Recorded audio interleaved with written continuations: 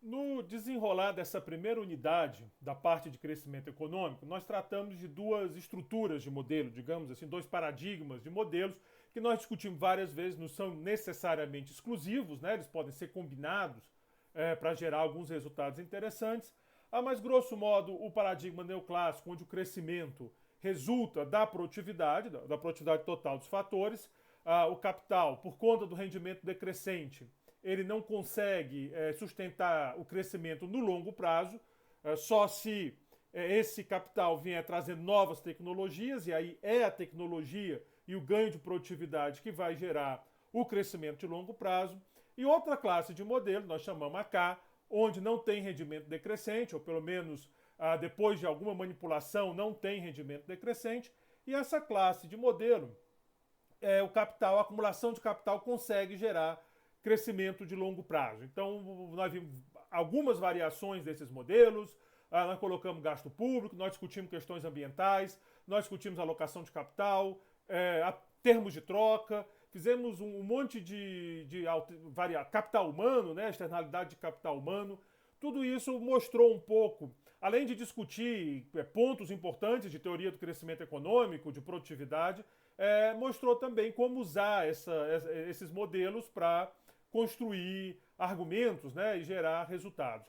Esse curso, eu já disse isso várias vezes, não tem uma pegada empírica. Esse é um curso, um curso 1, nós estamos no curso de macro 1, pegada é mais de construção de modelo, de ferramenta, né? Quer dizer que, obviamente, podem ser usados para análises empíricas, a primeira parte do curso todo envolvendo solução numérica, mas uma coisa mais conceitual. Essa última sessão aqui, eu vou discutir também uma abordagem que tem um jeito mais empírico, mas eu quero que vocês vejam isso nesse contexto dessa discussão fatores versus produtividade.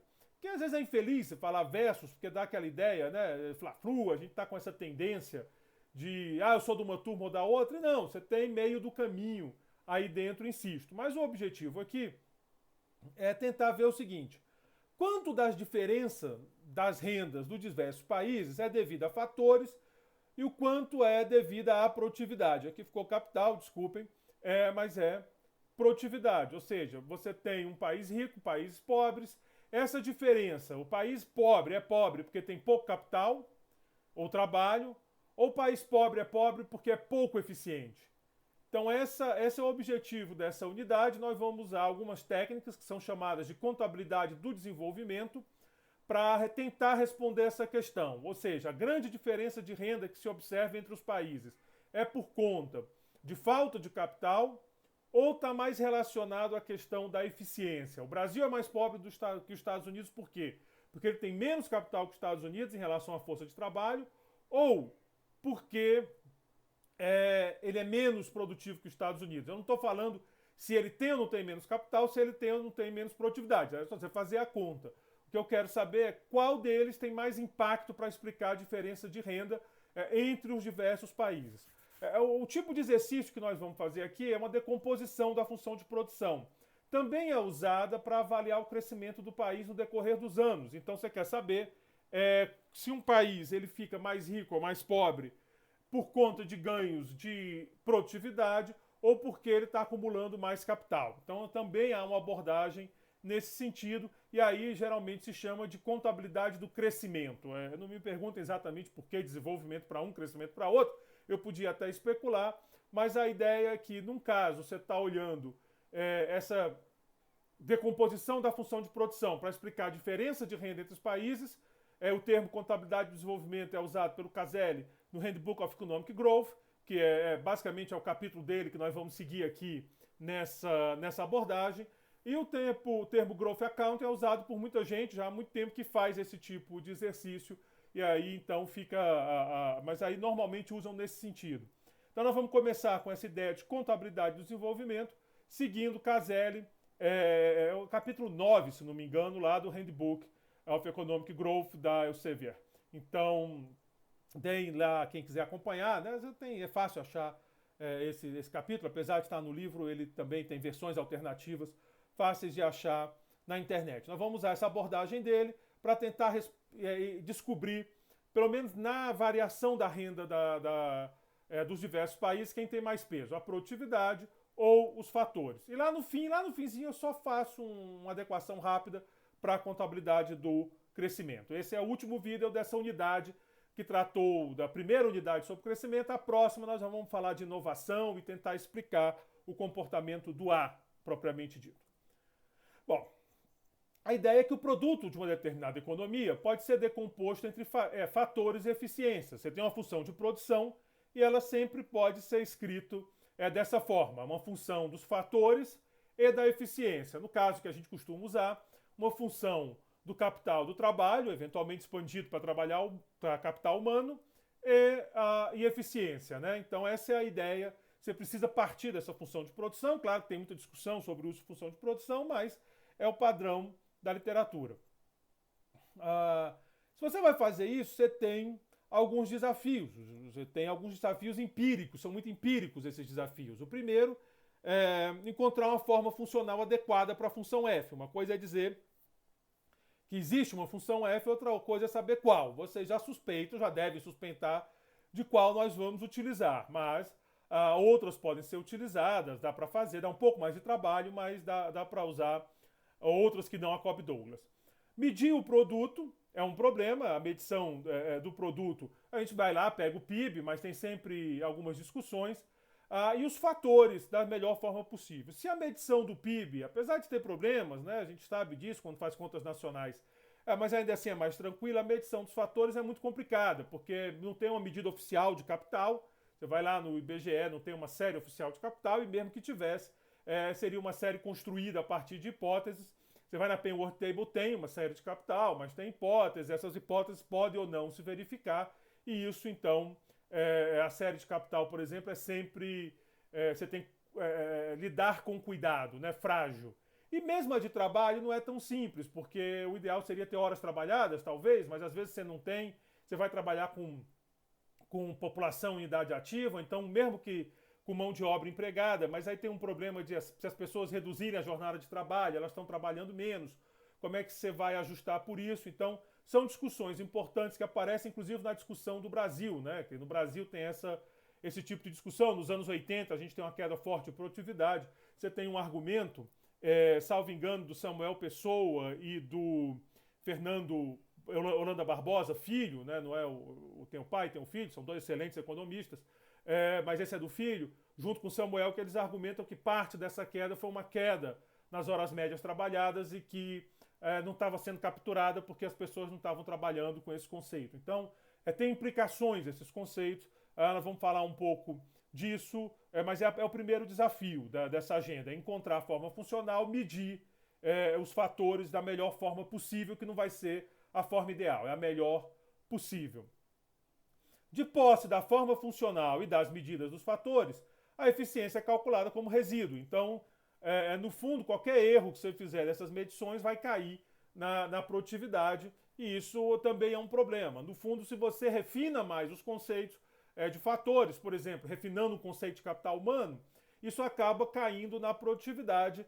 Então, olhe com cuidado. É um exercício muito feito, insisto, eu não estou inventando nada, eu estou usando só literatura, mas é preciso andar com cuidado, pisa com cuidado no terreno, porque o terreno é pantanoso. Mas dá para tirar intuições importantes e observar características importantes de países que depois costumam, muitas vezes, ser confirmadas em análises bem mais refinadas. Bom, se você seguir Hall e Jones, lá 99, a função de produção vai ser desse tipo, que é uma Cobb-Douglas com uma pequena diferença. O capital físico está ok, mas o capital humano entra aqui. Nós já trabalhamos com uma versão dessas quando nós discutimos lá o Monkey, Homer e Weil. É aquela ideia do capital humano entrando na função de produção. Então, o produto por trabalhador vai ser dado a Y sobre L, né? Vai ser o nosso conceito-chave. Então, eu vou dividir por L aqui, ficou I em lugar de L, mas é L.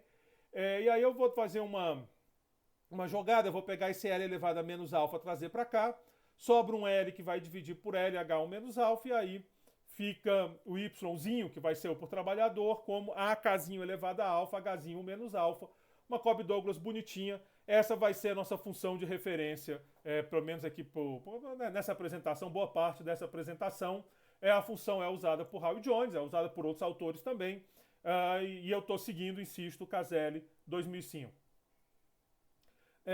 Ele usa os dados da Penrose Table 6.1 e os dados de educação que estão no Barry-Lee. O Barry-Lee eu acho que é talvez a referência para dados de horas estudadas. Então é o que ele usa. As versões mais novas da Penrose Table já trazem a série de capital humano, então você não vai precisar ir lá no Barry-Lee buscar. Agora é sempre bom dar uma olhada, nós vamos já conversar melhor sobre isso, nós vamos já dar uma olhada na construção da série. Sempre que você for usar uma Penrose Table, eu recomendo que você dê uma olhada. Tem um artigo lá explicando os métodos para você entender o que você está fazendo, para depois você não ficar perdido, sem saber que série é aquela e não contar bem a tua história. Para a construção do capital físico, se utiliza a regra de movimento do capital. É super padrão isso, KT mais 1 igual a menos delta K mais I. Tem um problema aqui que você está supondo que o custo do investimento é igual ao valor do capital. Quer dizer, se eu paguei 50 numa máquina é porque ela vale 50. Bom, a gente sabe que, olha, eu tenho lá o que é de Tobin, toda aquela teoria do investimento, que vai dizer que, pelo menos em termos esperados, faz sentido que o valor de uma máquina seja o valor presente descontado do fluxo de produção da máquina, que seria o valor do capital, o valor que ele vai gerar. Então tem um certo sentido. Mas tem muita distorção aqui, e essa distorção pode ser sistemática. O Lent-Pritchett tem um artigo, Mind Your P and Qs, Cumulated Capital, Cumulated Depreciated Investments Net Capital, mais ou menos esse o título, mas é do Lent-Pritchett, está no Journal of Economic Growth, e ele argumenta que como países emergentes às vezes têm mais problema de corrupção e tem uma parcela importante de investimento público, isso pode dar uma distorção sistemática na série. O que eu estou dizendo? Você vai fazer a ponte, aí você diz que a ponte custou 1 milhão, mas a ponte está superfaturada e na realidade aquela ponte, o preço de mercado, tentando pensar o que seria o preço de mercado de uma ponte, não é tão fácil calcular, é menor do que isso. Então daria uma distorção na série de capital que acaba afetando a medida de produtividade. Então isso é uma possibilidade, dá para trabalhar, dá para pensar como é que se avalia isso. Tem um artigo meu, do Victor Gomes, professor aqui do nosso departamento, e da Mirta Bugarin, também era professora aqui do departamento, está aposentada, foi orientadora minha e do Victor, onde a gente tenta fazer essa discussão, está na revista de econometria, Investment Waste, alguma coisa assim, mas eu acho que está citado aqui nas notas de aula. Depois, se alguém se interessar, me pergunta que eu passo a referência. Mas isso distorce sim, distorções na medida de capital. Essa técnica gera distorções na medida de capital e isso dá problema. Um outro problema é que eu não tenho K0, né? Se eu tivesse K0 era muito mais fácil. Então você vai ter que aproximar o K0. Você pode fazer isso usando uma abordagem de estado estacionário, e aí você bota K, você vai encontrar o I como K sobre delta, né? Então você tem como... aí você faz o contrário, você vai... você vai pegar K, vai ficar KSS, aí vem aqui menos KSS mais delta, então K vai ser I sobre delta, né? Eu troquei quando eu falei. Mas aí você pega umas médias e tal, mas se você fizer uma iteração por muitos anos, você acaba descontando os primeiros anos e tem um efeito, ou seja, tem problemas nesse cálculo da série de capital que devem ser cuidados. Tem um trabalho meu, do Vitor e do Pedro Ferreira, que é lá da Fundação, também me orientou, só que no mestrado, onde a gente usa várias medidas de capital, inclusive pegando proxy de consumo de energia elétrica, e faz um jogo desses para tentar calcular a produtividade no Brasil. Esse está na Estudos Econômicos, produtividade total dos fatores do Brasil, declínio robusto e fraca recuperação, o nome é uma coisa mais ou menos assim, onde a gente faz essa avaliação. Então, essa é a série de capital, e volto a dizer, ela tem problemas, mas, por outro lado, ou você faz isso ou você fica sem série de capital, porque não tem... medir capital é muito difícil, né? Você imaginou? Você sair calculando todo o capital que existe num país é muito complicado. Mesmo que você fizesse isso periodicamente, seria pesado. Facilitaria, porque a gente teria o K0 para fazer o ajuste, mas o que tem para hoje são séries construídas a partir dessa estrutura. Mas para fazer o capital humano, você vai construir a série a partir dos anos de estudos, né, que é o que está lá no Barry-Lee, tem anos de estudos, a partir de uma função desse tipo aqui, HE elevado a φs. Geralmente isso é uma abordagem chamada de minceriana, por conta do artigo que é associado a essa forma funcional. S são os anos médios de escola da população, com mais de 20 anos. E FIDS, no caso lá da Penworth Table, é uma função linear por partes, que tem esse formato aqui. Ela é 0,134 para S menor ou igual a 4, 0,134 mais 0,101 vezes S menos 4 para S entre 4 e 8.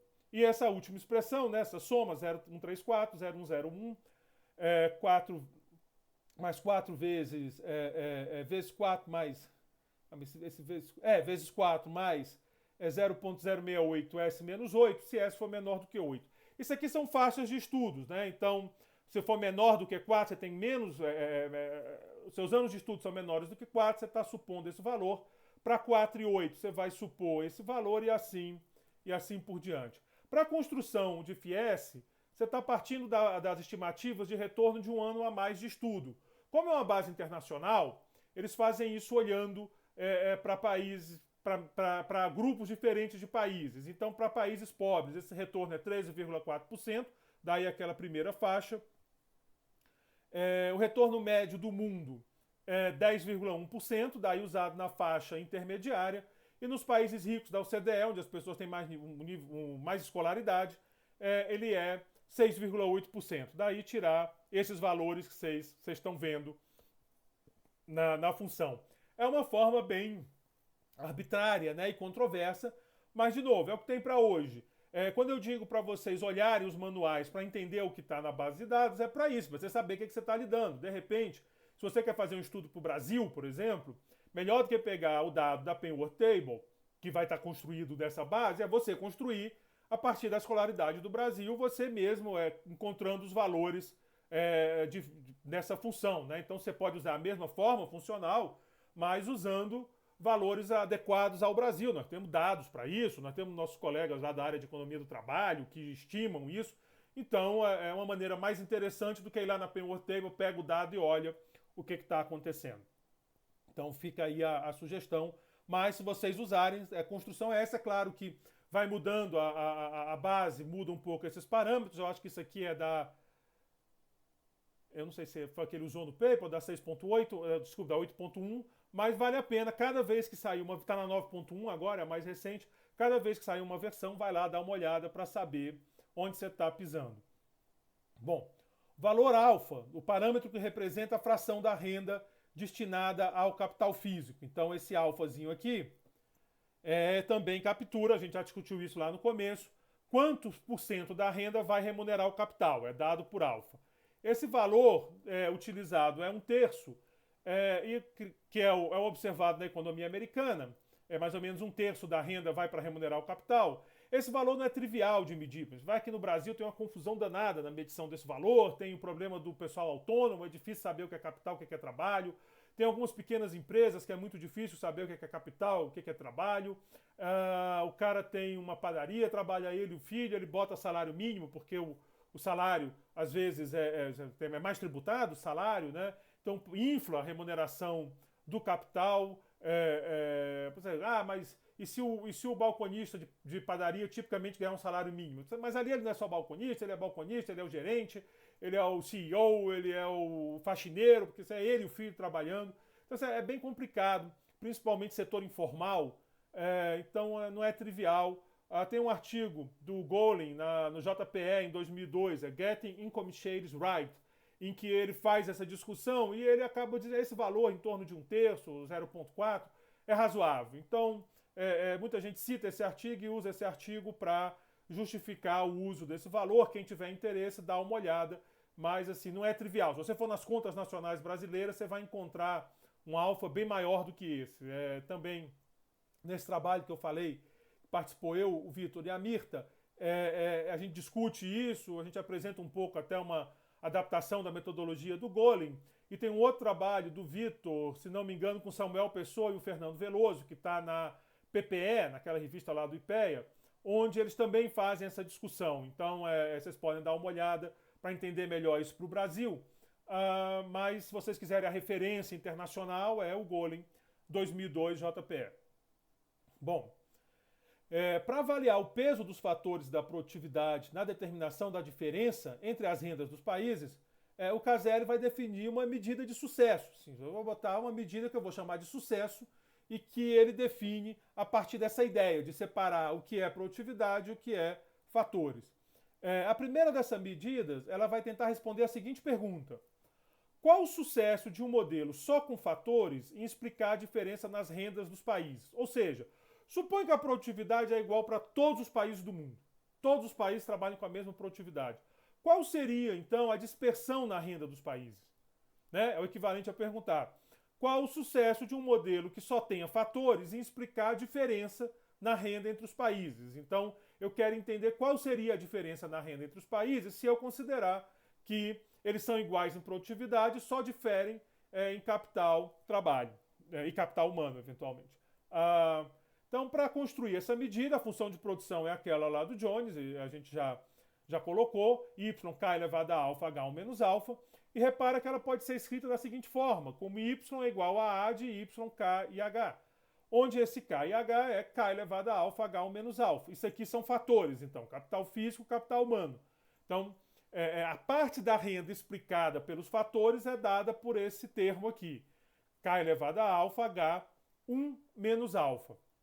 E o A é a produtividade, nós vamos supor igual para todos os países. Então, com essa especificação, a variância de y pode ser decomposta da seguinte forma: a variância do logaritmo de y é a variância do logaritmo da parte dos fatores mais a variância do logaritmo da parte de A, mais duas vezes a covariância de ln de A e ln de y kh. Essa aqui é uma decomposição de variância, usei a formulazinha, quer dizer, ele usou, eu estou só copiando. E estou dizendo o seguinte: se todos os países tivessem o mesmo A, ou seja, se a diferença dos países é apenas por conta dos fatores, que é, digamos assim, a hipótese que nós queremos testar, mas não estamos fazendo teste de hipótese, então é só a abordagem que a gente quer avaliar, o que nós vamos ter? Bom, nós vamos ter que a variância de ln de A seria zero, porque A é constante, e a covariância de ln de A e ln de kh também seria zero, porque A é uma constante. Então, se A é constante, esses dois termos vão para zero, e sobra só o variância de ln de k e h. Então, essa primeira medida, que eu vou chamar aqui de sucesso 1, na realidade usando a expressão dele, porque fez sucesso 1, mas também tá bom assim, vai ser dada pela razão entre a variância do produto entre os países. Se todos os países tivessem o mesmo A, que seria a variância de ln de y, k, h, e a variância dos produtos observada nos dados. Então, está aqui a medida de sucesso. Quanto mais perto de 1, maior o sucesso de um modelo só baseado em fatores explicar a variância de renda entre os países. Bom, considerados os dados que eu descrevi acima, o Casella encontra um valor de 0,39 para essa medida. A leitura desse resultado do Casella é de que os fatores explicam cerca de 40% da variação entre a renda dos países. Então, 40% mais ou menos, você manda para a conta de fatores, capital humano, capital físico. Os outros 60% vêm da produtividade. Então, isso é um resultado que é simpático aos modelos neoclássicos, que apontam a produtividade como a força fundamental. Mas ele não descarta outros modelos. Volto a dizer, um modelo neoclássico, digamos assim, se o mundo todo tivesse uma função de produção, como a gente fez hipótese aqui, neoclássica, bonitinha, seria 100% isso daqui. Então, não é que você está descartando, mas dá uma força à ideia de que produtividade importa muito, e no caso aqui importa mais do que fatores. A produtividade tem um papel mais importante do que os fatores para explicar a diferença na renda, ou no produto por trabalhador, para ser mais preciso, dos diversos países.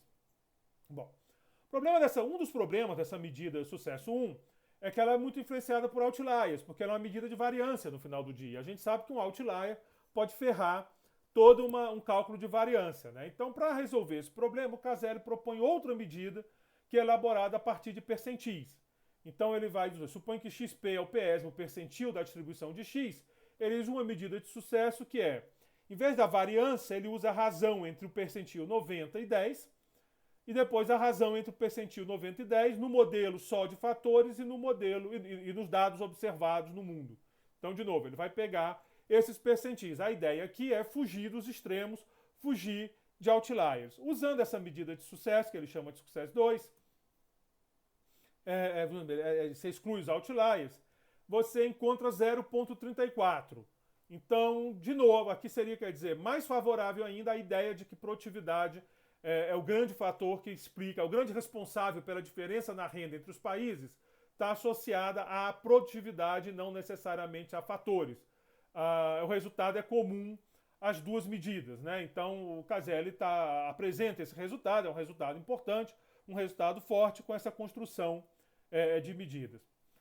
Bom, a terceira medida de sucesso é usado num artigo, que é um artigo fundamental para quem gosta dessa parte de contabilidade e desenvolvimento, crescimento, essa tentativa de separar fatores e produtividade na determinação da renda dos países, né, e da distribuição de renda entre os países, que é o artigo do Klenow e Rodrigues, 97, né, o Neoclássico Revival, onde isso está naquele anual da NBR, lá que ele foi publicado. E aí ele faz uma discussão, ele pega várias medidas, esse tipo de discussão. Eu particularmente eu gosto muito desse tipo de discussão. Você sai pegando um monte de medida, dando uma olhada, ver qual que encaixa, qual que não encaixa, tentar entender se o problema é da medida escolhida ou não, quer dizer, se é robusto a várias medidas, ou se depende muito de medida escolhida, o resultado. Então, é uma coisa que eu fiz, de vez em quando eu faço, eu gosto de fazer, e uma da literatura é essa. A medida que ele vai chamar de KR, por causa do Klenow e Rodrigues, né? Então é variância de LN de KH mais covariância de LN de A, LN de KH dividido pela variância de Y. Então é uma medida diferente que responde outra pergunta. A pergunta anterior era qual seria a variância entre a renda dos países se todos tivessem a mesma produtividade. Aqui é um pouco diferente. Aqui a pergunta é: quando Y aumenta em 1%, quanto aumenta o valor esperado condicional de YKH? Então, essa é uma pergunta um pouco mais complexa, mas que também traz um pouco essa ideia de fatores e produtividade. Então, se Y aumenta em 1%, qual o aumento do valor esperado condicional dessa parte que depende dos fatores? Essa é a pergunta que essa medida vai responder. As estimativas apontam um valor de 0,60. É um valor maior que o encontrado para as outras medidas, e isso é absolutamente esperado à medida que essa covariância aqui é maior que zero. Né? Quer dizer, países que têm mais fatores costumam ser mais produtivos também. Né? Os países mais ricos, eles têm mais capital humano, eles têm uma relação capital físico maior, e eles têm capital físico-trabalho, e eles têm mais produtividade. Então, como essa covariância é positiva, não chega a ser surpresa que essa medida seja maior. Mas, de toda forma, essa comparação 1 a 1, e aí tem que tomar cuidado, porque às vezes as pessoas se animam e comparam, ela não é adequada, porque você está respondendo coisas diferentes. Você não está respondendo a mesma pergunta. São perguntas diferentes que obviamente, vão ter respostas diferentes. Também tem que ver a forma de decompor a função de produção. Nós usamos aquela estrutura 26, a decomposição que nós fizemos. Deixa eu achar aqui de novo, só para a gente lembrar direitinho. Foi essa daqui a nossa decomposição, né? Ela partiu daqui. Tanto o Klenow e o Rodrigues, quanto o Roy Jones em 99, eles vão trabalhar um pouquinho diferente. Eles vão trabalhar com uma função de produção com essa cara aqui. E isso também impacta um pouco a leitura do problema. De cara, elas conversam. Óbvio que tem que conversar, elas saem da mesma função de produção. Então, eu tenho a função de produção, essa daqui, K elevado a alfa, H1 menos alfa. Se eu dividir tudo por Y menos alfa, faz um algebrismo aqui, e você encontra essa outra função de produção que eles estão usando aqui. Então, nós não estamos falando de dois animais diferentes, nós estamos falando simplesmente de representações diferentes da mesma função de produção. É só como é que você mostra de um jeito, mostra do outro, faz um jogo. Aqui você está ressaltando o K sobre Y, que é uma variável muito importante em teoria do crescimento econômico. Nós passamos boa parte do começo desse curso discutindo exatamente K sobre Y, que seria constante nos modelos, no modelo Herodoma e depois nos modelos AK, que seria endógena no modelo de solo, nos modelos neoclássicos. Então, você dá a ênfase para alguns chamam de aprofundamento de capital, ou seja, a importância relativa do capital na produção. Então ele tem uma variável importante que recebe destaque. Agora, o grande problema problema não, mas o que a gente tem que tomar cuidado com essa especificação é porque se você diz que a parte dos fatores é essa daqui, usando a mesma lógica que a gente usou antes para dizer que era essa daqui, quer dizer, o A é produtividade, o outro é fator. Se você diz isso, essa parte aqui, ela depende de Y, e Y depende de A. Então, estritamente falando, eu não posso dizer que isso aqui só fator. Né? Se A muda, Y muda. Se Y muda, YKR também muda. Estritamente falando, se você fizer a continha, você vai ver que YTIL KH é igual a esse daqui multiplicado por... aqui seria KR, né? A medida eu botei errado. Seria o nosso antigo YKH multiplicado por A elevado a 1 menos alfa. Então, efeitos em A afetam essa medida. Então, essa medida usada pelo Clinou e Rodrigues e pelo Roy Jones, ela não pega exatamente a contribuição dos fatores ou só a contribuição dos fatores. Ela pega também um efeito de produtividade via Y, e isso é importante. É um problema sério? Não, porque, como eu disse, a pergunta que eles fazem é diferente. Então não tem problema. Eles querem saber o impacto na esperança condicional daquela parte. Então não tem problema. Eles não estão perguntando como seria a distribuição de renda se A fosse constante entre os países. Então, para o trabalho deles, é uma medida que tem ela está naquele contexto, mas se você quiser fazer uma avaliação comparativa, tem que tomar cuidado com a pergunta e com essa estrutura, e particularmente com essa, digamos assim, endogeneidade de A na parte que não deveria estar, ou pelo menos se você quiser pensar isso como fatores versus produtividade, não deveria estar. Então, essa decomposição em 27, ela é interessante por vários fatores, mas ela não é apropriada para avaliar separadamente os efeitos dos fatores e da produtividade. Ela não é adequada, porque ela te leva a contabilizar como fatores efeitos que podem estar na produtividade que vão contaminar via Y. Então tomem cuidado com essa sutileza aí que tem efeitos. Às vezes distorce resultados, tem que tomar cuidado mesmo. Bom, essas decomposições em 27 e 26, cada um com sua leitura e com suas especificidades, a gente já discutiu, elas podem ser usadas para avaliar o papel dos fatores da produção no crescimento do PIB do trabalhador no passar do tempo em um determinado país. É o que eu chamei de contabilidade do crescimento. Então, essas mesmas estruturas aqui, essa ou essa de novo, cada um com a sua abordagem, elas podem ser utilizadas para avaliar um país. Esse exercício de contabilidade de crescimento, tipicamente ele vai pegar uma função de produção dessa forma, escrever o PIB per capita como Y sobre N, A, KL, alfa, LN, e a partir daí decompor a função de produção. Você pode fazer assim, explicitando a relação capital-produto, né? Só fazer o mesmo joguinho lá da outra vez, multiplicar e dividir por YT elevado a alfa. Então você faz a graça aqui e vai dar tudo certinho. Ou você pode usar essa estrutura aqui, essa própria estrutura. E aí você vai decompor o crescimento do PIB per capita, produtividade, alfa, crescimento do capital-trabalho e crescimento do trabalho sobre população. Então essa aqui é uma decomposição. A vantagem dessa decomposição é porque você enxerga bem o papel do A, você não contamina o A, você não contamina as outras medidas com A. Então ela é importante, ela tem uma leitura própria, ou você pode usar essa outra estrutura, essa que está aqui. Você vai ter uma medida de A também, mas vai ter que tomar um certo cuidado, a gente já discutiu isso, né, com essa medida. Mas, por outro lado, você tem bem claro o papel de K sobre Y no processo de crescimento do país. Então, também é uma decomposição interessante, particularmente se você quiser estudar essas experiências de aprofundamento capital. Aconteceu muito na América Latina, entendeu? Você tinha essa ideia de que o investimento é a chave para o crescimento de longo prazo, então a gente incentiva muito investimento, ou o governo investindo diretamente, ou dando subsídios e um monte de estímulo para o setor privado investir, e você quer ver esse efeito. Então, essa é uma abordagem interessante.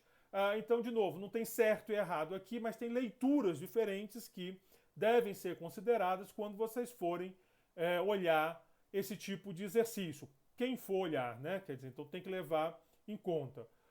Bom, para fazer a contabilidade do crescimento, você vai só escolher uma decomposição de acordo com o objetivo do teu trabalho, calcular o crescimento do produto per capita e olhar os diversos componentes. Aí você tem algumas características importantes. Um deles é que um dos resultados, que depois foi questionado, esses resultados sempre são discutidos, mas há uma ideia de que nos países da América Latina a participação do ar costuma ser baixa no processo de crescimento. No Brasil, por exemplo, ou pelo menos a partir dos anos 70, isso começa a se desenhar esse fenômeno. Depende um pouco aqui no Brasil de você usar o Penrose Table, o efeito é mais claro nos anos 80, mas se você usar outras séries, já pega um pouco nos anos 70 esse efeito. E aí você tem essa participação baixa da produtividade, poderia explicar por que você não tem um processo forte de crescimento na América Latina, uma vez que o motor do crescimento do longo prazo é a produtividade, e ele talvez seja o principal fator, segundo aqui esses cálculos que nós fizemos, para calcular a diferença nas rendas dos países. Se a produtividade está quebrada, eventualmente quebra também o crescimento e não há o crescimento como tem que ter. Então esse pode ser um problema da América Latina. Agora, isso joga a outra pergunta, que é da onde vem a produtividade? E aí nós vamos conversar sobre isso melhor na próxima unidade, pelo menos numa abordagem de inovação, seguindo o Aghion e Howitz, nesses modelos que às vezes às vezes são chamados modelos que tem uma origem schumpeteriana. Eu não gosto de usar neo-schumpeteriano, porque aqui no Brasil neo-schumpeteriano tem outro sentido. Outra abordagem, lá o pessoal heterodoxo usa esse nome há mais tempo.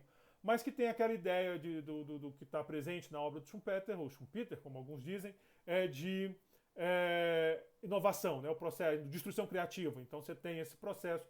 Nós vamos discutir isso tudo na próxima unidade. Com esse vídeo, com essa sessão, eu encerro essa unidade, essa primeira unidade a tratar de crescimento econômico. Agradeço a atenção de vocês e a partir da próxima sequência de vídeo nós vamos tratar dessa questão da inovação. Muito obrigado.